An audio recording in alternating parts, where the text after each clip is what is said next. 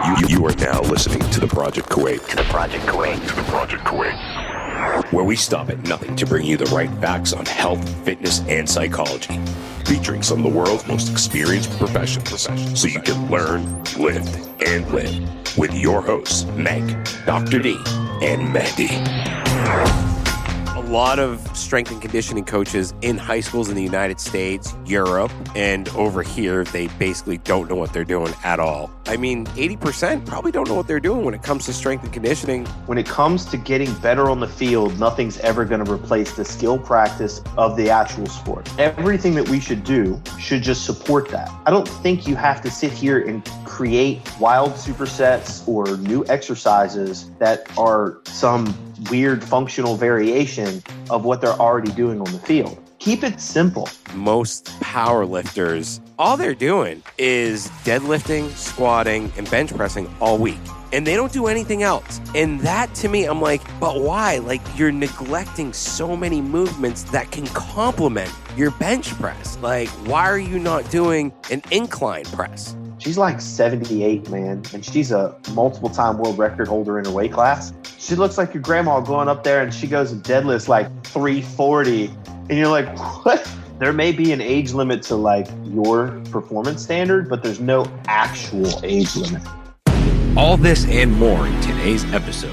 Hey everybody, welcome to this episode of The Project, and today we are talking with a weightlifting, powerlifting, strongman, rehabilitation coach, all around badass. I mean, you're a big boy, man. You're a big guy. I mean, you look like you can lift some serious weight, and you got the brains to back it up, which is pretty unique in your field of powerlifting, weightlifting, strongman. So John Flagg, welcome to the show. It's a pleasure to have you on, straight up from Maryland. Dude, thanks for coming on the show, man. Absolutely. Thanks for having me on. I've been excited about this one ever since, I started listening to some of your shows, getting ready for it. So I'm excited. Oh, that's awesome. That's awesome. My wife wanted to jump in. She's, go figure, she's the powerlifter. And I'm the CrossFitter. She's a little petite Kuwaiti woman. She's like 5'4". I don't even know how much she weighs. She'd kill me if I talked about her weight. So I'm not going to do that. I want to be in the doghouse for the next week. But she's putting up some decent numbers right now with her. She just broke her arm. She was doing a walkout with, I think, 315. So she did her 315 walkout, and she's a low bar. I mean, I didn't even know there was low bar, high bar. I just kind of went in, grip and rip, man, but she's low bar. So when she went to re-rack, I guess it snapped her ulna and like shattered. She's got plates all in her arm.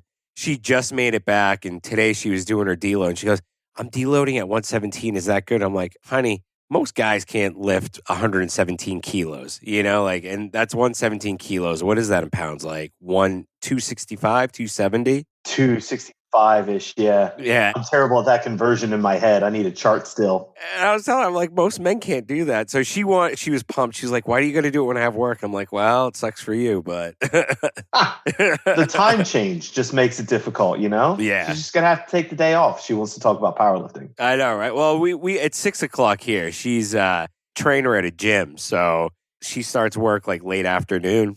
And, with the whole Corona thing and everything, we're a little weary about it, but she's pretty cautious and safe. So we're good. Give me a little bit more of a background on you. How'd you get into fitness? How'd you get into weightlifting? And then how'd you get into rehabilitation? So it all started with rehab, actually. I'm a certified athletic trainer. And when I was in grad school at Penn State, I kind of came up with the theory that if my athletes were bigger, faster, and stronger than your athletes, then the likelihood they're going to get hurt is less. So I just started running with that. And my general philosophy changed from reacting to injury to preparing, basically. So we went from your normal, typical athletic training room to I would do treatments in the morning, and then I would spend from like 11 to 2 just working out with the team. Now, granted, they had a strength and conditioning staff and stuff like that. But a lot of these guys were the ones that were coming back from injury. So I tried to bridge that gap to then get them back to the strength coaches. And at that time, when I was working my second year there, I had a really good relationship with that staff. So we started cranking out exercise, just get them stronger, get them faster. And then when I left there, I just kept running with that. Started working in a clinic, getting outsourced to a high school. I'd been lifting the entire time myself. and just continued to try to carry that through until, I kind of got hooked up with Quinn Hennick and Clinical Athlete, and that's what really kind of took it off. So from there, that was probably 7 or 8 years ago. I started Rebuild Stronger, which is my online coaching company that I do powerlifting, weightlifting, and strongman through, and started to drive that home. Like, the best way for you to probably deal with injury is to modify your training and continue to take steps forward as much as you possibly can. And through that experience, I just started doing the whole spectrum. It's like, okay, well, now you're healthy. Now what? Like, you didn't have a coach before. So, and then they'd be like, well, what am I supposed to do with training? It's like, okay, well, then I'm just going to have to start coaching you. That started with weightlifting. I had a club 8 years ago out of a gym when I was actually still being a weightlifter, trying to be a weightlifter. And then I had my first child. JoJo's 6 years old now, and 3-hour-long sessions with a kid at home don't really work. Yeah. So transitioned back to powerlifting and doing some strongman stuff and started coaching that as well. And since, I've got 60 athletes online. I've got a live team of 20. I've been to strongman nationals, USAW nationals with athletes. I've been to USAPL and USPA nationals. 100% Raw is a really small federation over here. We've got 2 world champions in that federation. So it's been, at this point, 12-year journey to get to where I am right now. And honestly, I wouldn't trade a second of it. I love it. That's amazing, dude. That's an amazing background. And I think I'm going to go right at the beginning, and let's go to high school athletes. And I threw that in some of the questions that I sent over to you because, after reading into your profile, looking at your bios and everything online, I figured you're the man to answer some of these questions. And, we take high school athletes, I think, for granted these days. And a lot of, strength and conditioning coaches in high schools in the United States, Europe, and over here, they basically don't know what they're doing at all, to be honest with you. And even in the United States and Europe, 80% probably don't know what they're doing when it comes to strength and conditioning. They have them cleaning and jerking, and most of them just learned it because before it used to be back squat, deadlift, and bench press. And the bench press was king. And then so many guys were getting pec tears and they couldn't figure it out. And it was like, dude, pecs are too tight, man. You wind that shit up so tight, they're going to tear a pec. So what's your take on some of the do's and the don'ts that's happening at the high school level with strength and conditioning coaches? Sorry, it's a loaded question, dude, but we tend to do that on this show. How big of a soapbox do you want me to stand on? First off, I want to just acknowledge the difficulty that I think a lot of schools are put into. We're talking about coaches, strength coaches, even skill coaches, even the actual team coaches that are volunteers, basically. A lot of them are teachers or people that work at the school who, if they didn't do this, the team wouldn't exist. Like, let's be honest. We can't all be DeMatha Catholic who has a paid staff that all make 6 figures. We're not LSU. We're not these big college teams or big high school teams that are private schools. So they've got to worry about teaching and putting a lesson plan together on top of trying to figure out how to do this stuff.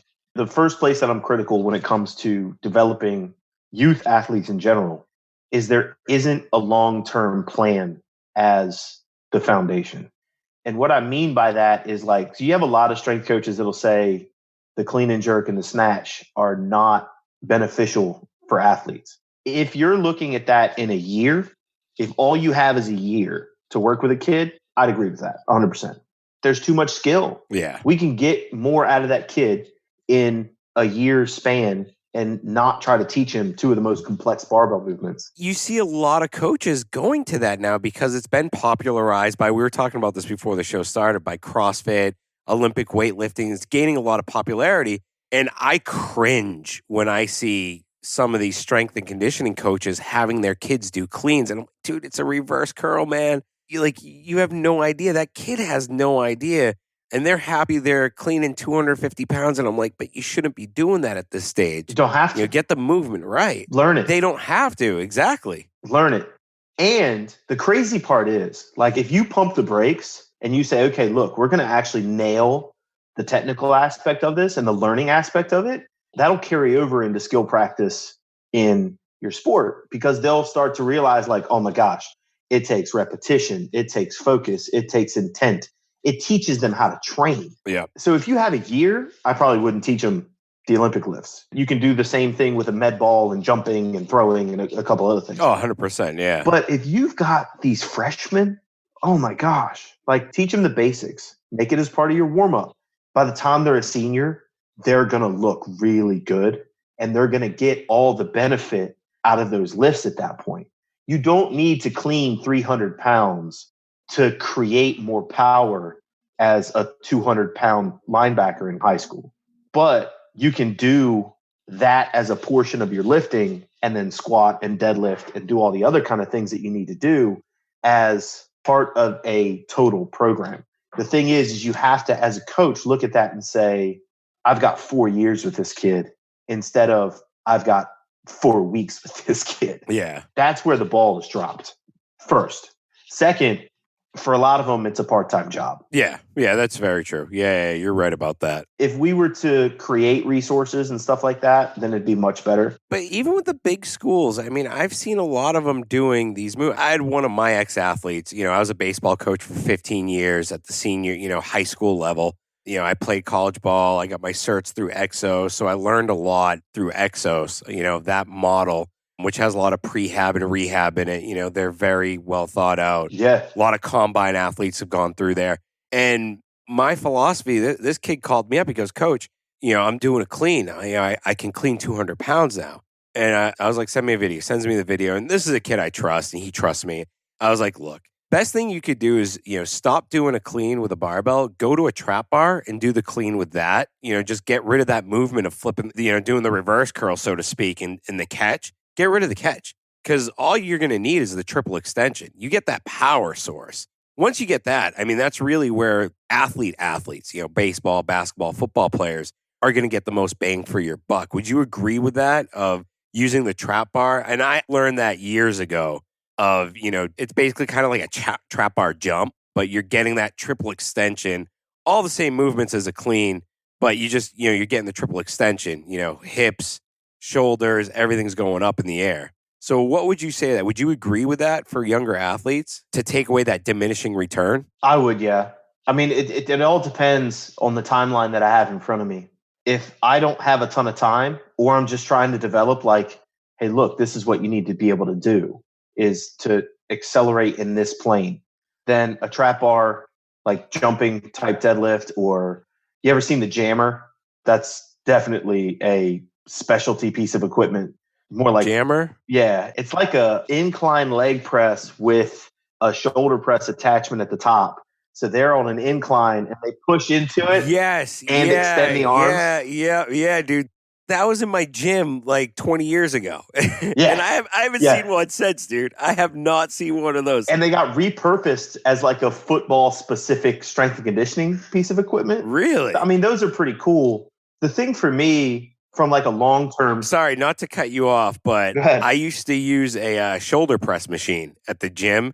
I mean, 20 years ago, we had jammers. But for some reason, it wasn't popularized in the gyms anymore. And then, I went back to the gym in, I don't know, like 2009. And I was like, man, I wish I had a jammer. So I just grabbed the shoulder press machines that they have at the gym. You know what I mean? You load it on the sides. Yep. And I just started doing the movement with that, and it worked just as well. It's the same thing, yeah. It's a little tip for kids going to gyms, the Globo gyms and shit. Oh, I love being creative in the gym with the equipment. But you look at that sort of thing, and I think the other benefit of learning, especially the clean, less the snatch. The snatch, I'm not entirely sold on that being like this huge athlete developer, but at least like a hang power clean. The other benefit other than triple extension is that stretch relax phase and being able to take force. Yeah. So when that bar comes back down, right, actually being able to take force into the body, take it under control, and then redirect it. With football players, definitely. Yeah. Baseball players, in my opinion, not so much really, because they don't absorb force. They don't absorb force. But like a volleyball player, where you go up to block, it goes back over, it comes back over towards you. You got to reload and jump again. 100%, yeah. Basketball, like especially down in the paint, I mean, you're going to have somebody land on you. You're going to have, it gets messy in there. One that a lot of people don't think of, from an American type audience, rugby. Yeah. There's some contact sports out there that a lot of people don't think about. Soccer is another one. You're trying to shield the ball off and somebody comes and smacks into the back of you. These are all sports. Again, will it replace playing the sport? No, but it's going to give you the general capacity to be able to take advantage of the time you're on the field. Is probably how I should say it best. And that makes sense. I've actually talked to a lot of strength and conditioning coaches on teams, and they're like, look, my job is to make sure this person doesn't get hurt. That's the first and foremost thing, is to make sure they don't get hurt and to build their volume according to the season, especially in season. He was like, yes, there is that rule of thumb that we go by of we want to maintain during that period, but the maintenance period, Mike, one of my buddies, said it's not really a maintenance period that I go by. I go by the volume, how many games they've had that week. And at the same time, I still want to keep them within 90% of their 1 rep max because, they'll gain strength during the season, but you don't want them to lose anything by just, using bands and whatnot.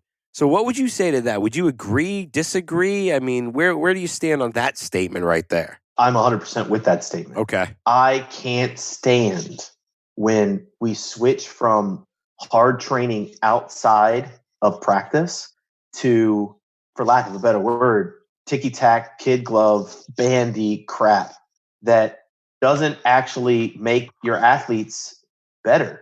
It drives me crazy. Keep them focused. Keep them training hard. Monitor that volume and the total workload based off their practices. Because just like you're talking about, you don't want them to decondition as the season moves on.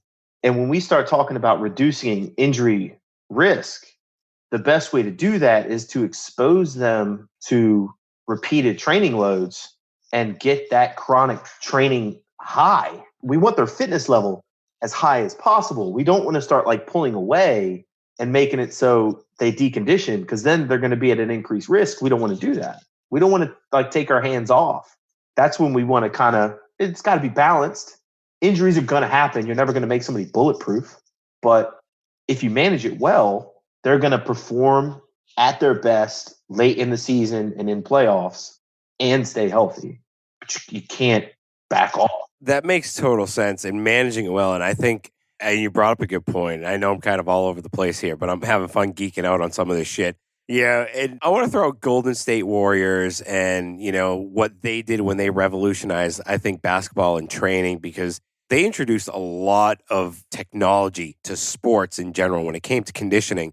I forget the name of the device they were using, which was it took their speed, heart rate, everything, and it funneled all that information to their strength coaches so that they knew how much volume, what the volume capacity was during practice. So they could base their gym routine off of that. And to me, I was like, that shit's absolutely genius. And they're like, well, if someone gets, 35, 40,000 steps in a day, you don't want to go and make them run, as their second session for that day. It just makes no sense because they've already been on their feet all day. They've already been doing plyometrics by jumping all day. So now what are we going to do? It's more of the rehab and prehab. And, a little bit of load here and there, but they take all that into consideration. And Golden State were the first ones to use the Halo. I'm not sure if you've heard of that. I used one of them. I don't know if it worked or if it was just a placebo effect. But what do you think of technology and the integration that we're going to see at a high school and college level? Man, I'd love to see it more frequently. A lot of this is actually rooted in European soccer. So if you want to super geek out, you can go and look at the huge debate right now between Tim Gabbett and Franco Impellizzari. They're two researchers that are basically looking at what we're talking about right now, which is balancing training load over time. And they work with, Australian rules football teams. They work with rugby teams and mostly professional soccer teams. And that's where you started seeing kind of what you're talking about. Golden State used heart rate monitors and GPS locators and that sort of thing to track distance in practice, miles per hour, top miles per hour, average miles per hour during practice. Yeah. You can track their average heart rate, their heart rate variability. You can track their sleep. I always think back to, remember Chip Kelly, the football coach from years ago? Not really, no. Was at Oregon for a long time. No, man. And then he went to the Eagles. Yeah. he did the same thing, like tracking everybody's sleep and all that stuff.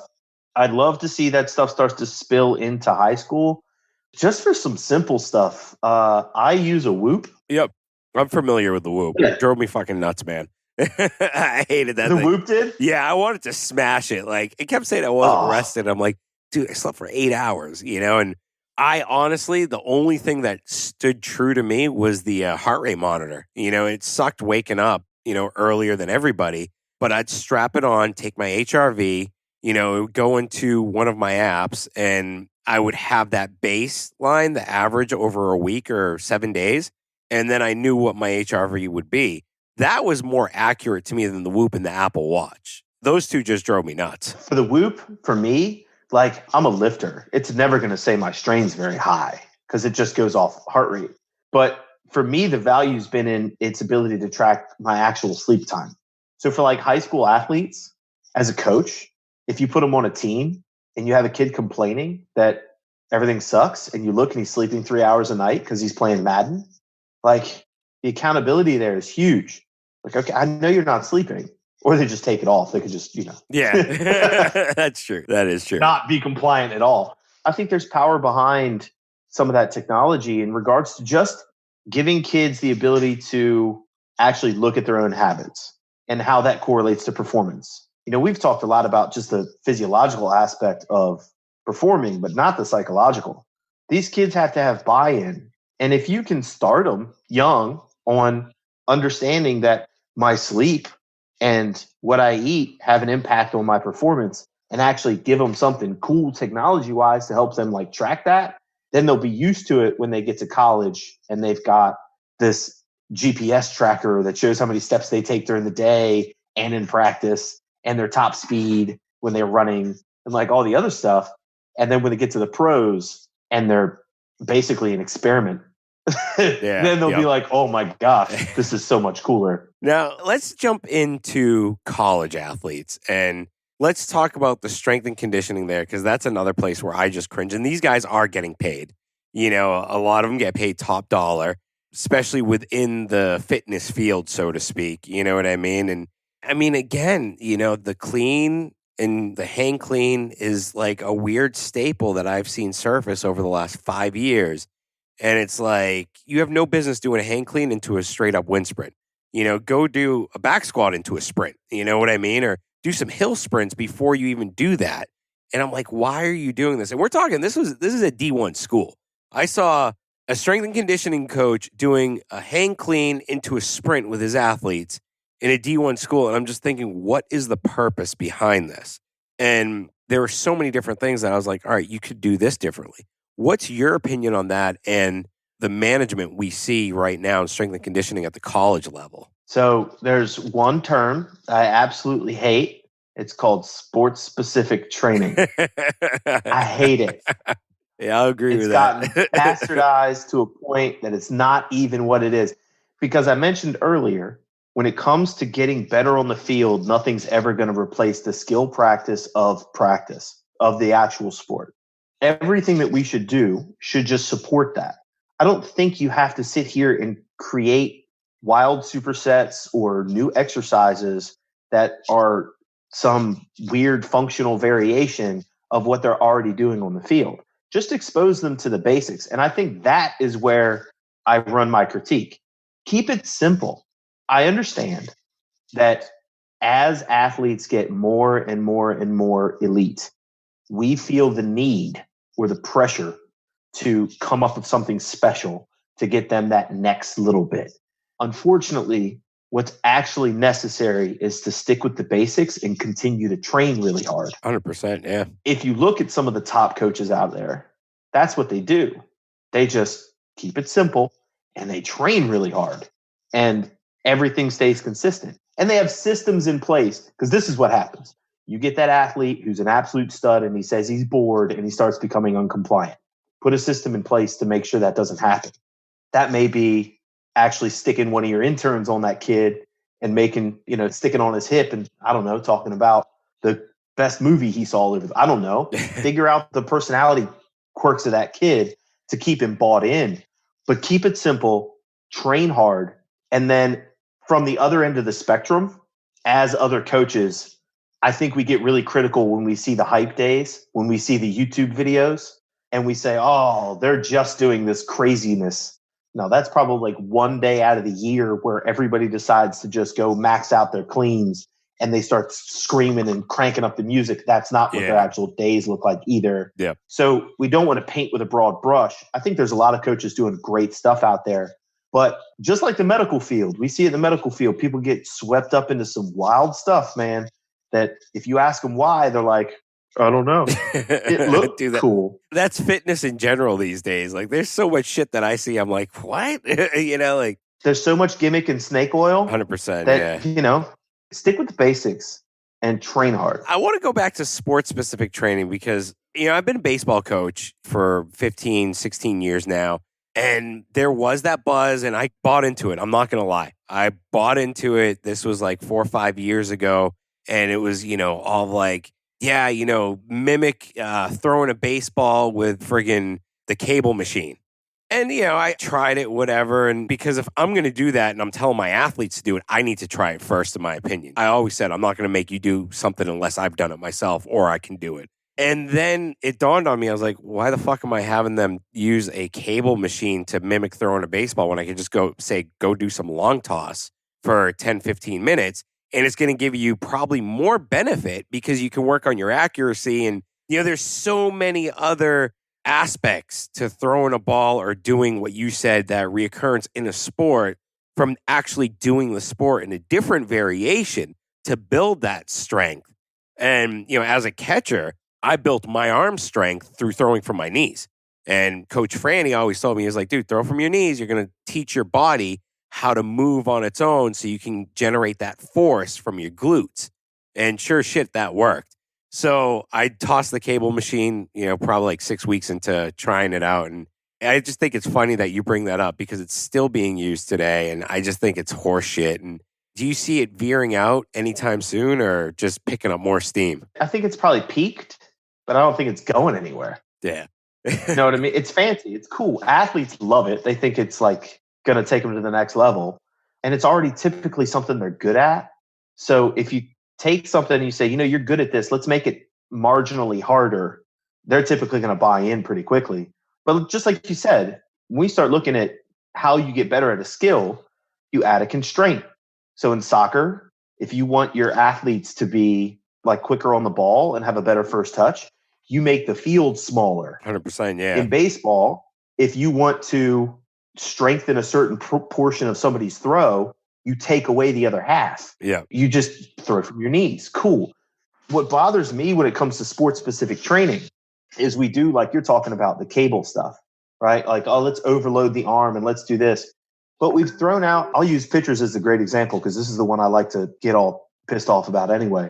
You're talking about an athlete that if it takes them longer than 1 second to throw that ball, something's wrong.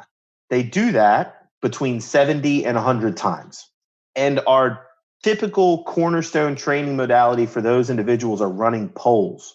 Why is long distance, low load cardio the answer for these kids?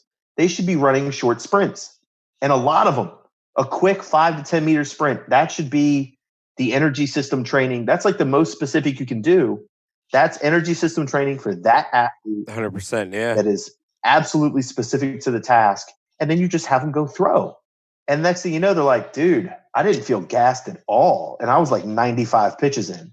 Yeah, your legs stayed underneath you because we just ran 5-meter sprints. Yeah, you didn't run 5 miles. I mean, it was funny because when I was in high school or when I was in college, we'd be like, all right, pitchers go run. And it's like, all right, why are they running for an hour and a half? What's the point? It's why? Well, Roger Clemens said, no, not Roger. Nolan Ryan was like strong legs. Clemens said the same thing.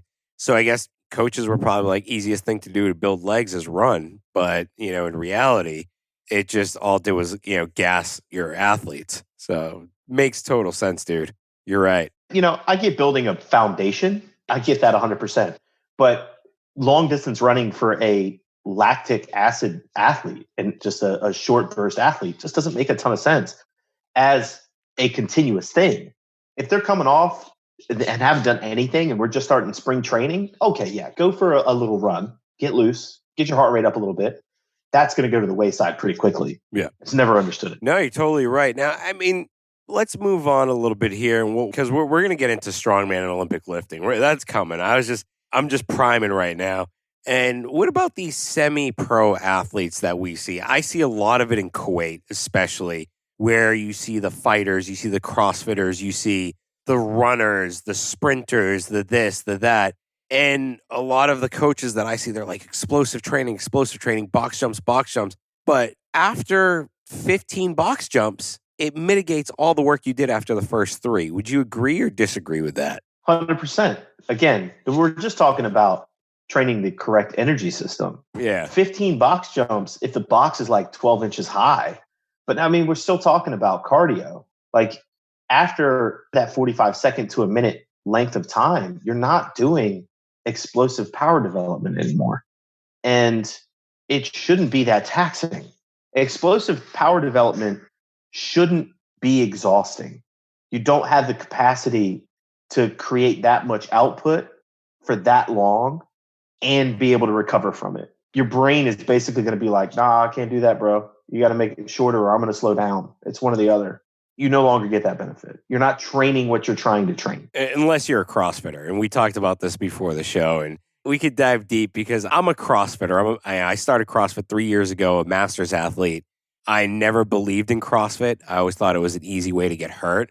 But then I started realizing the beauty of CrossFit as someone at my age that still likes to compete. I love strongman to death, but I'm just not strong enough. You know, like it's not there. So turn to CrossFit. Hence, my wife's the powerlifter. It's awesome. I told you before, and we were just about to start recording. I love CrossFit. I'm not a CrossFitter. I did a hero WOD once, and that was miserable. But it's given a platform for the sports that I love, weightlifting, powerlifting, and strongman in particular, to where a lot of people are converting over from CrossFit. And it's been a huge boon for the sports that I'm so supportive of. So CrossFit as a whole, or whatever you want to call it, I think has been a net positive, a very big net positive, not just from the activity level, but also from people focusing on like their nutrition and their recovery and like all the other things that come with it. It has been a bit more of a holistic approach to fitness. Dude, it's true. No, CrossFit did. I think CrossFit woke, the gym yuppies back up about the squat, the deadlift, and got them deadlifting and squatting again. I mean, from 2001 or 2000 to about 2009, the gyms I went to, I don't think I ever saw anyone squat. Like the squat rack would have dust on it. You go to deadlift, trainers would be like, no, you're going to hurt your back. You're going to hurt your back. And during that period, I don't think I ever saw anyone deadlifting in my gyms. And then CrossFit came around. It got popularized. Now you see everybody deadlifting and squatting right now. And it has revolutionized, like you said, it's done so much for so many sports. And now, speaking of sports, all right, let's talk about Olympic lifting before we get into strongman. So what got you into, Olympic lifting? This is a great story. So my brother is 7 years younger than I am, and he is built completely different. I'm 5'7", 270. Yeah. My brother is 6'2", 6'1", about 185 pounds soaking wet. And in this story, he's about 160 pounds. Wow. So I'd been powerlifting for a while. I'd been doing what everybody else did, T-Nation and 5-3-1 and all the other fun stuff. And every holiday, we would get together and we would train. He'd come home from college and I'd come home from, my parents live on the eastern shore of Delaware. So we'd go out there and we'd work out. And one day we decided to do that. And he takes a barbell and he sticks it out over his head and he sits down in a completely perfect overhead squat. And I was blown away. I was like, I want to do that. And he goes, okay, cool. I started doing Olympic lifting while I was at college, while I was at Virginia Tech. I was like, man, hook me up. So he directed me to, I have 3 copies of this book. 2 of them are completely worn out. The Coach and Athlete Guide to Olympic Weightlifting by Greg Everett and Catalyst Athletics. It's possibly the greatest American weightlifting book ever. I read it from cover to cover, and I started following Frank Rothwell on YouTube, and I watched every world championship and Olympic championship from beginning to end, from 1973 all the way to, I think it was like 2009 when I first started doing this. And I just started coaching myself, just started figuring it out, fell in love with it, started competing. A coworker and I started a club, and we started coaching people. And, for a while there, we had 15, 16 people, kind of clipping away. It was a blast. It wasn't until my daughter was born that I stepped away, just because of the amount of time that it took to train for it. But it is still something I do, honestly. Like in the off season, I always come back like, let's see what I can snatch still. And it's miserable. I want to tell you one thing, direct correlation. The bigger your bench gets, the worse your overhead position for snatch is going to be. It's awful. I believe that. My coach doesn't even, because I have a CrossFit coach, just because I'm not a pro. And, if I program for myself, I seem to over program, if that makes any sense. Like, I'm like, all right, yeah, I'll throw this in, I'll throw that in. And then all of a sudden, like, I'm working out, I'm like, Jesus, I'm gassed. And it's because I threw everything in the kitchen sink in there. So I have a coach to keep me in line. So do I. Yeah, I mean, it makes sense, especially if you're a 0 to 100 type of person, and I don't bench press. And I asked him the other day, I was like, am I ever going to bench press again? He's like, look, dude, you don't need to work your pecs. You have 2 torn labrums.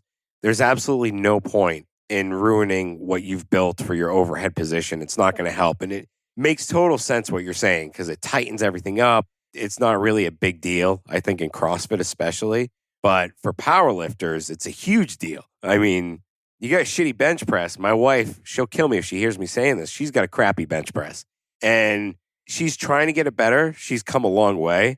But that's a story for another day, man. But anyway, sorry. I didn't mean to cut you off on your story. No. I mean, that's pretty much it. I've still coached it ever since. I've got a couple of mentors that I've worked with, Leo Totten being one of them.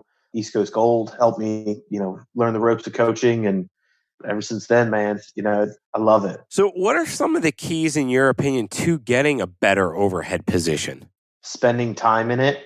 I think that's the thing that everybody doesn't do, is they gravitate towards a bunch of mobility work.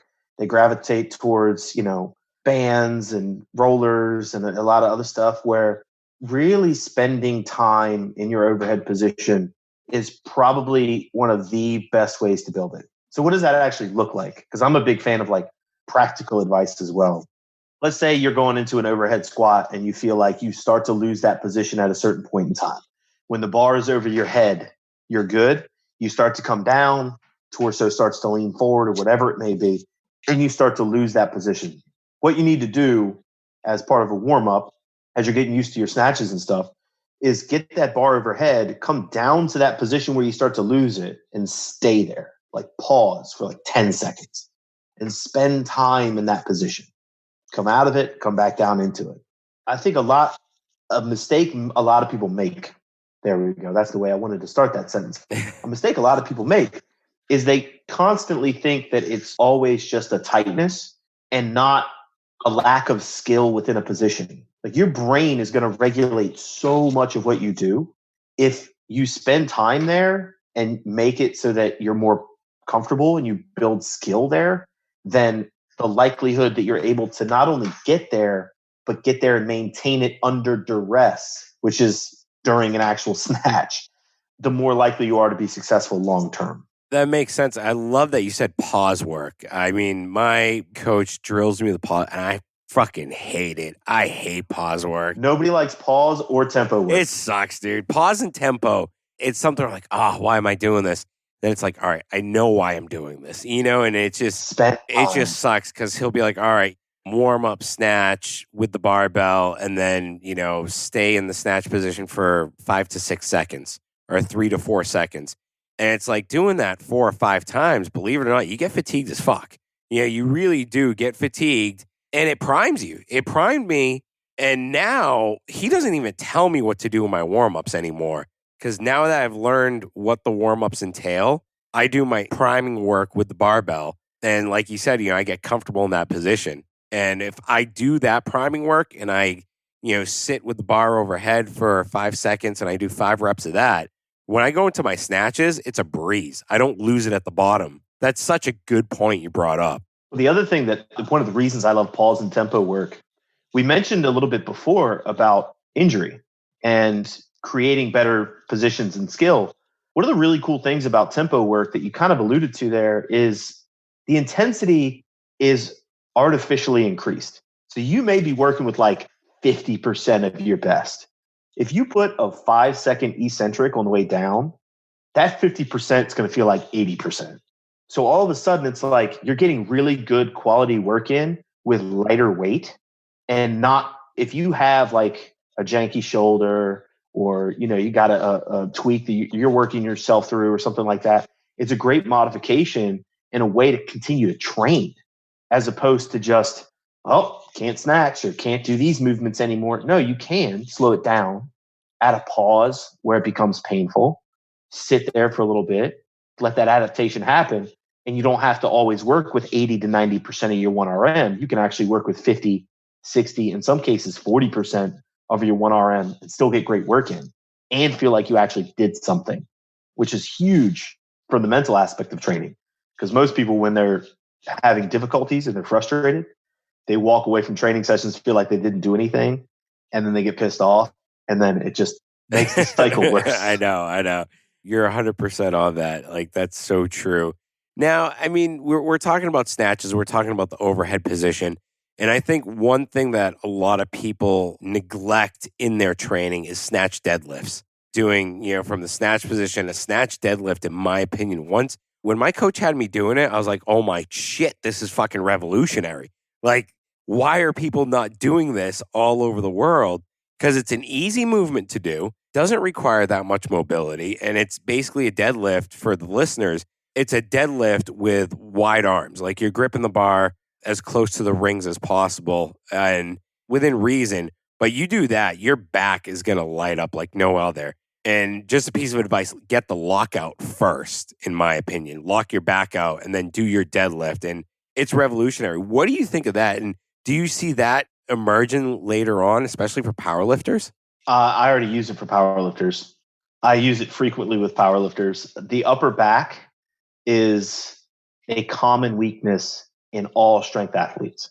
And being able to lock in the upper back, the snatch position, you're at a huge disadvantage. The other thing is, because of the width of the arms, it's pretty much like a deficit deadlift because you have to get lower to get into the correct position. So it teaches you leg drive off the floor. It teaches you how to lock your back in better. It wrecks your upper back. I mean, traps, middle traps, your rear delts, all that stuff gets worked. I love it as a movement.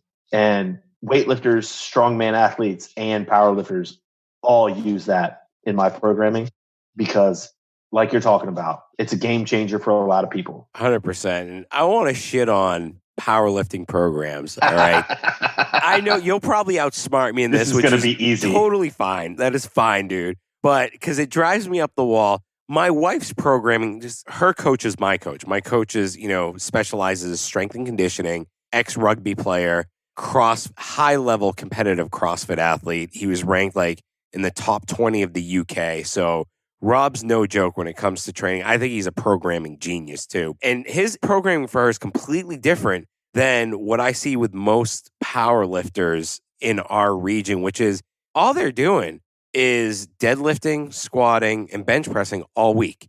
And they don't do anything else. And that, to me, I'm like, but why? Like, you're neglecting so many movements that can complement your bench press. Like, why are you not doing an incline press? An incline press, when my bench wouldn't budge, I went to incline. When I went to incline, dude, I swear to God, I saw a 15-kilo jump in 2 months.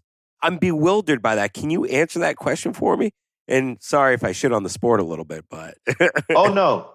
It's the assholes at starting strength that do those movements and only those movements. It's like, what the hell, dude? You're just going to do 3 movements? That doesn't make any sense. Like, yes, you want to become good at it, but that doesn't mean that's all you do. And eat gummy bears. Christ's sakes. So this is a topic I talk about pretty frequently, especially with my coaches and with my athletes. Powerlifting as a sport, what has gotten popular is over specificity. Like, you got to train specific. Yeah. Well, the sport is squat, bench, and deadlift. It makes sense that you should really focus on the squat, the bench, and the deadlift. But what about variations of the squat? What about variations of the bench press? What about variations of the deadlift? I'm a conventional puller, so I'll only pull conventional. You mean you'll never pull sumo? Yeah. Ever? Yep. Or like at least a moderate stance like Ed Cohn used to? You're not going to try like a floor press? What if you identify a weakness? Are you just going to continue to do the same movement over and over and over again and hope it fixes itself? No. Pick a movement that's a variation of that movement to attack your weakness, like you're talking about. So two of the common places that people have a weakness in their bench press are their anterior delts and their triceps. A lot of people with triceps. But you mentioned using incline press. Incline press hammers your anterior delts. If there were a weakness and you hammered them with an incline press for a block, you're going to come back and that weakness is going to be pushed down the line of performance. And now you're going to be able to fill the gap in your actual competition press. You have to sit here and identify weaknesses and then pick variations to attack them. The over specificity of the sport in general is what is led to what you are observing. And that's just, I'm just going to keep benching. I'm going to keep doing comp bench. I'm going to keep squatting the same way and hope that my weaknesses just kind of take care of themselves with a ton of volume or whatever it is they decide to do there. Instead, use variation. Use, some of your accessory work to attack those weaknesses. And don't automatically think that that means you're all of a sudden going conjugate or west side like it's some bad thing anyway. Be flexible with that stuff and you'll see constant growth as opposed to smashing your face against the wall trying to do the same thing over and over and over again. I know, man. And that's where I credit my coach and my wife's coach, Rob, where he does have her doing a ton of accessory work. And yes, she has long sessions, but she went into her first meet and she blew them away. She came out in second place in her weight class for her first meet. She had the strongest deadlift out of all the women in her weight class, above her weight class and everything. She was strong all around, a very well-rounded athlete, except for the bench press. And I think that has a lot to do with just genetics. And, she's got tiny little arms too. So, they've grown since, and her bench press has come up a lot. I mean, he's the only other coach where he was like, look, we're going to do it this way. And we questioned it. We both, me and Hay, questioned this for a while, looking at the other programs that were out there. And I said, look, I see it as he's working on the whole picture, not just those three movements. And unilateral training, all of that is going to complement whatever else you're doing. And I'm a big believer in, ditching the barbell for a while and going to dumbbells, and kind of working on the right left imbalance. And I love what you said coming from a power lifter, because I thought I was nuts. And I think a lot of people just follow the whole, the craze of just do this. And I'm sure you've seen injuries happen because of it also. And can you talk about that a little bit? I mean, what could happen if we are just deadlifting 3 times a week and some of the things that might come up? I think the biggest thing is it becomes really difficult to manage your training and recover effectively. When we start talking about injury risk, the biggest thing that I like to get people to really conceptualize it as is all of it, pretty much everything you talk about is an overload injury, that you took an exercise or a load and it exceeded the capacity in that moment of the tissue that got injured. Now, sleep has to do with that. Hydration has to do with that. All these other factors have to do with it. But if you're only exposing yourself to certain environments, then if you get a little bit out of position, or then we start to see like, okay, the risk gets higher. That doesn't mean that you're automatically just going to go and get hurt if you lose position. That's not what I'm saying. And I'm definitely not one of these like everything has to look perfect advocates. But for most people, a broad spectrum of training is necessary to increase performance and decrease injury risk. I will say that if you are super, super elite, you don't have a lot of space for that. But if you're Ray Williams and you're squatting for reps 900 pounds, there's just not a whole lot more your body can actually do. It's 900 pounds. Yeah. And I think that's what's made a lot of this stuff popular is everybody wants to train like the pros. Everybody wants to train like the elite. But they're the 1% of the 1% of the 1%. Like genetics has a huge factor, and they already had that shit built in them. They're in a different place. I love, there was an interview a long time ago, Chad Wesley Smith and Ilya Ilyin. And Ilya's, outside of the drugs, one of the most insane Olympic weightlifters ever. Multiple time world champion, Olympic champion, world records all over the place. And they asked him, like, what did his training look like when he was young? And he's like, I just did everything. I'd go into the gym and I'd pick every exercise that I could possibly do, and then I'd go play basketball. And they're like, what do you mean? You didn't do clean and jerk and snatch like since you were 5? He's like, no, I didn't really start doing that until like 8 or 9 years ago. Yeah. And you're like, wait, this is the best of the best. And he's talking about, it was really general in the beginning. And then you specialize. I started snatching 190 kilos, and they were like, you probably should just focus on this. People, they lose the forest for the trees sometimes when it comes to this stuff. And I get really excited when I hear that your wife is training with multiple modalities, especially like when was that meet that she placed second? That was this time last year, I want to say October of last year or November of last year. It was in Dubai. She placed second in her weight class, I think 4th overall. And it was her first meet. And then her second meet, which was Battle of the East here in Kuwait, she placed second overall.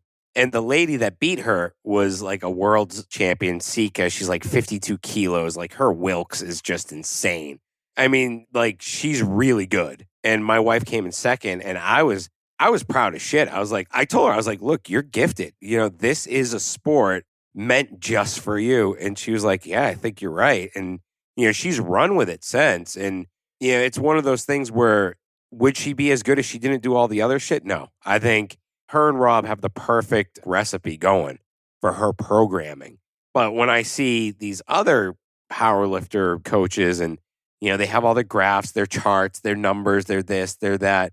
And I look at the athletes and I look at their programs and I look at what they're doing on the gram and I'm like, shit, dude, all you're doing is squatting, you know, deadlifting and bench pressing. I haven't seen you do anything but that, you know, and it's like, you're going to hit a plateau, in my opinion. And then when you hit that plateau, you're going to do the stupid shit to try and get out of it. And that's what's going to get you hurt. Well, and that's, you know, on the other end of that, I talk to my athletes a lot about training frustration.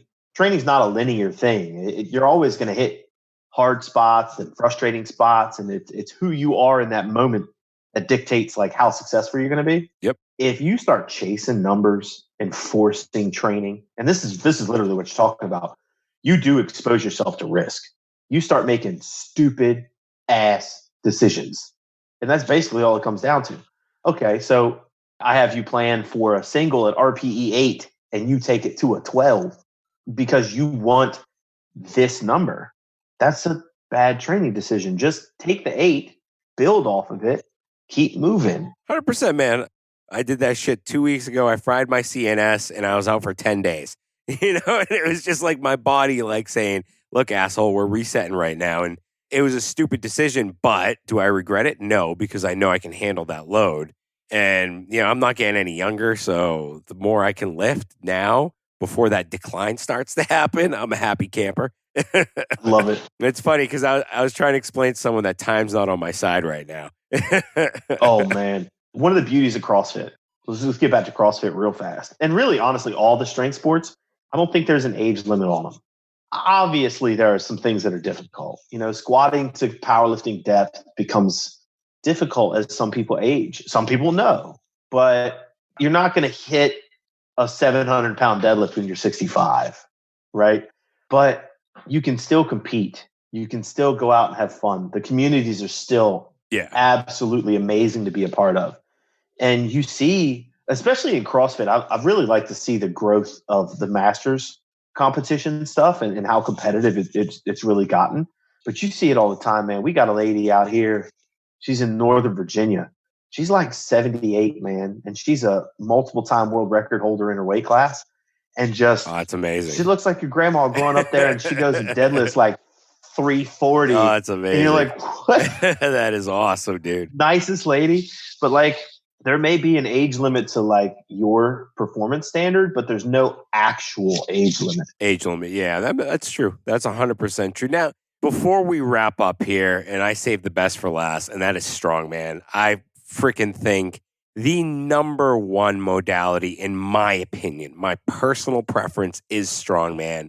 And I think that's the one thing every gym should start to take into consideration and doing, because it's everything, dude. Like, I don't understand how people don't do it all the time. So my buddy is the strongman event organizer for our region.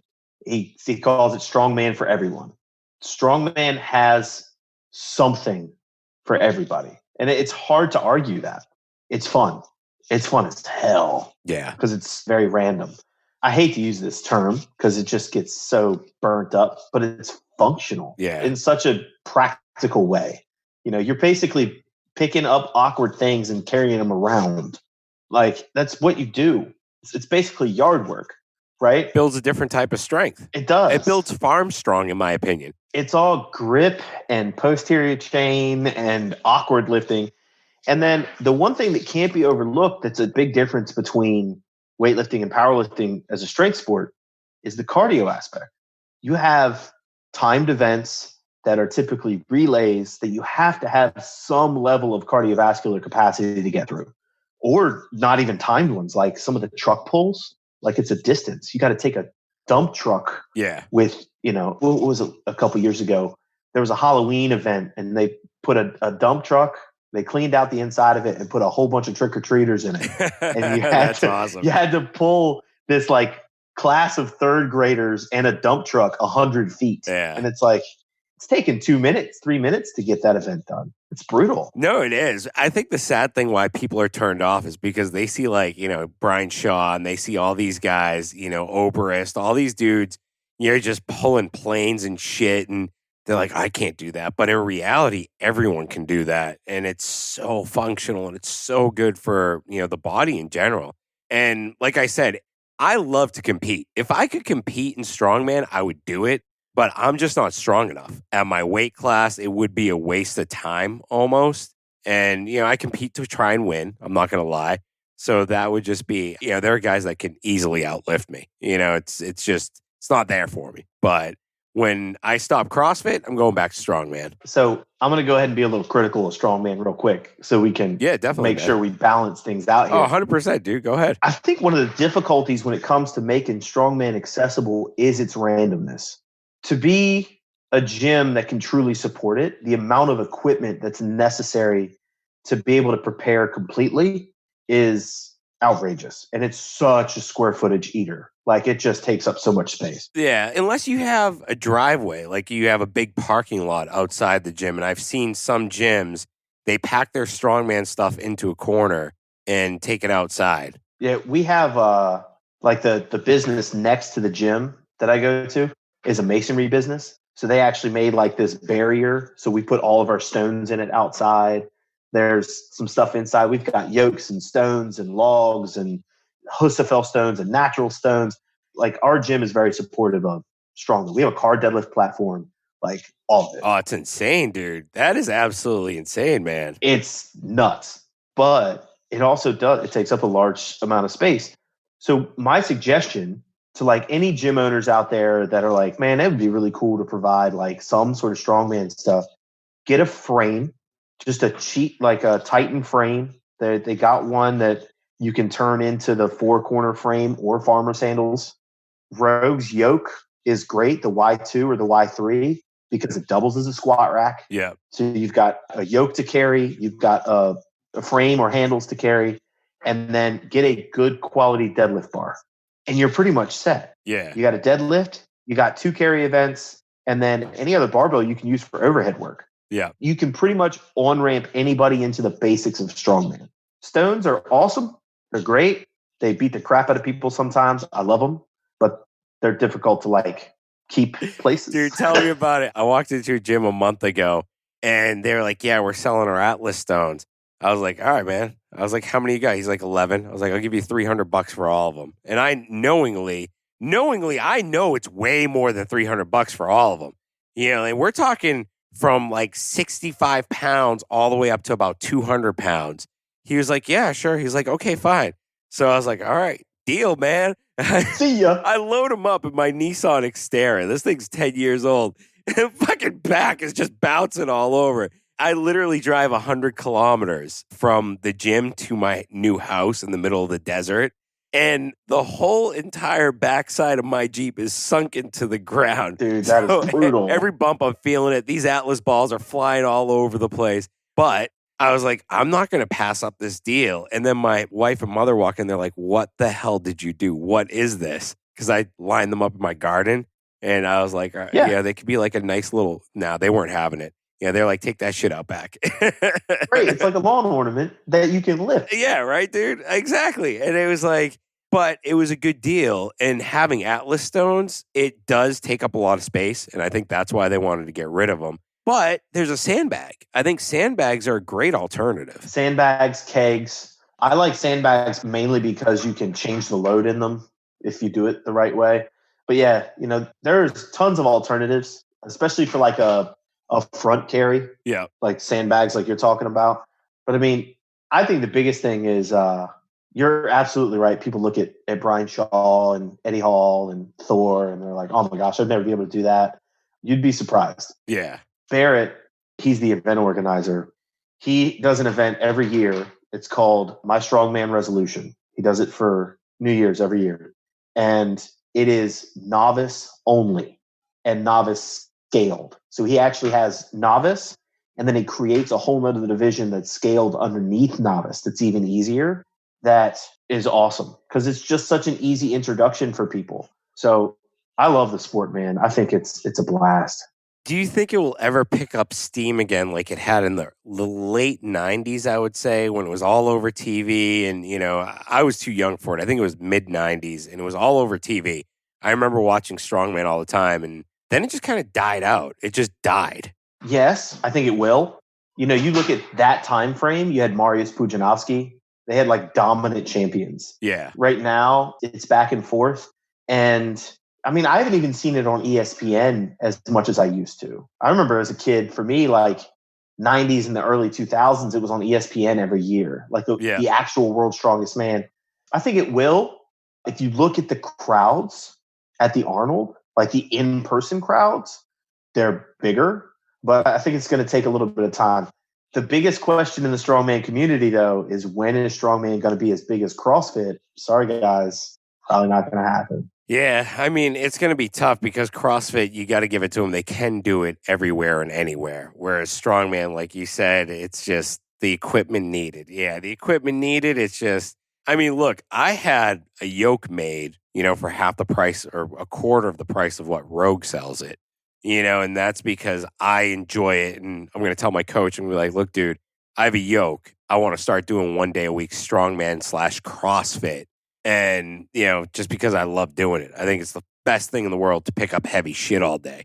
If you were to give one major benefit of strongman to athletes, one movement from strongman to athletes saying, all right, this will give you, and I know I'm putting you on the spot right now, this will give you the biggest bang for your buck. What movement would you give them? Carries.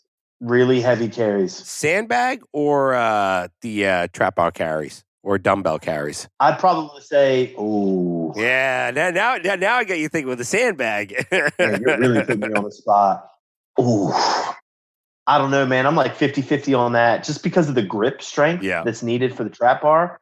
But the demand, like the total body demand of a sandbag, can be argued to be a little bit more difficult and just getting the sandbag into position. So honestly, if we take the whole movement into account, I'll probably say a really heavy sandbag carry would rank up there towards the top.